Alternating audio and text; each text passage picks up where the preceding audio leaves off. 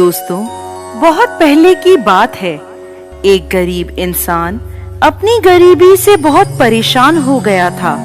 अपनी गरीबी के कारण उसका अपने परिवार का पालन पोषण करना बहुत कठिन हो गया था।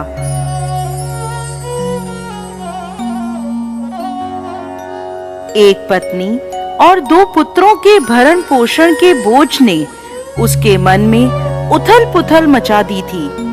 इसी उथल पुथल के चलते उसने घर छोड़कर भाग जाने का निर्णय ले लिया और एक रात वह चुपचाप अपना घर परिवार छोड़कर चला गया।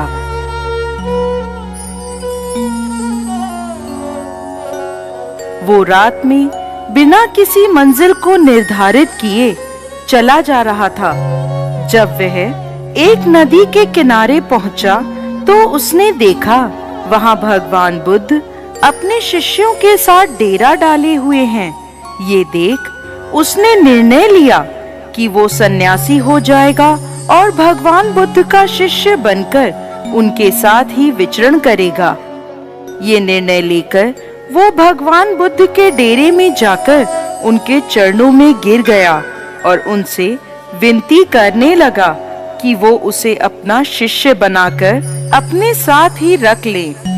भगवान बुद्ध ने उस गरीब इंसान पर कृपा करके उसे अपना शिष्य बना लिया।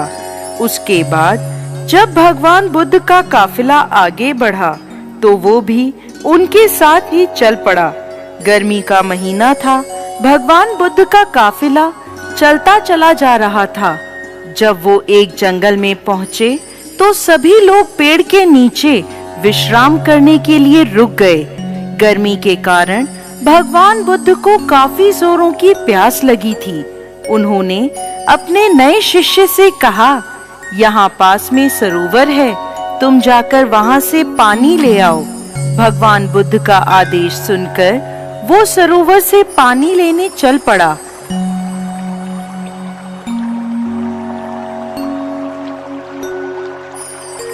जब वह सरोवर के पास पहुंचा तो उसने देखा कुछ जंगली जानवर सरोवर में उधम मचा रहे हैं। परंतु जब वो सरोवर के पास पहुंचा तो सभी जानवर डरकर भाग गए। उस शिष्य ने सरोवर के पास जाकर देखा कि सरोवर का पानी जानवरों के उधम मचाने के कारण काफी गंदा हो गया था। सरोवर का कीचड़ और सड़े गले पत्ते बाहर उभरकर आ गए थे। इतना गंदा पानी देखकर वो बिना पानी लिए ही वापस आ गया और आकर भगवान बुद्ध से बोला, भगवान, उस सरोवर में तो बहुत ही गंदा पानी था, उसे तो पिया ही नहीं जा सकता। शिष्य की बात सुनकर भगवान बुद्ध कुछ देर तक कुछ नहीं बोले। फिर उससे कहा, जाओ उसी सरोवर से जाकर पानी ले आओ। भगवान बुद्ध का ये आदेश सुनकर वो शिष्य पानी लेने चल तो पड़ा, परंतु मन में यही सोचता जा रहा था कि भगवान बुद्ध इतने गंदे पानी को पिएंगे कैसे। जब वह चलता हुआ सरोवर के पास पहुंचा तो ये देखकर चकित रह जाता है कि सरोवर का पानी निर्मल और स्वच्छ हो गया है।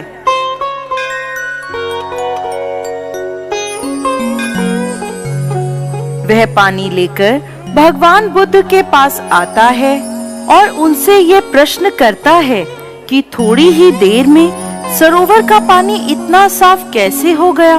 तब भगवान बुद्ध ने उसे समझाते हुए कहा, जब जानवर पानी में उधम मचा रहे थे तब उसका कीचड़ उभर आया था, परंतु कुछ देर शांत रहने पर कीचड़ वापस नीचे बैठ गया और पानी फिर से निर्मल हो गया।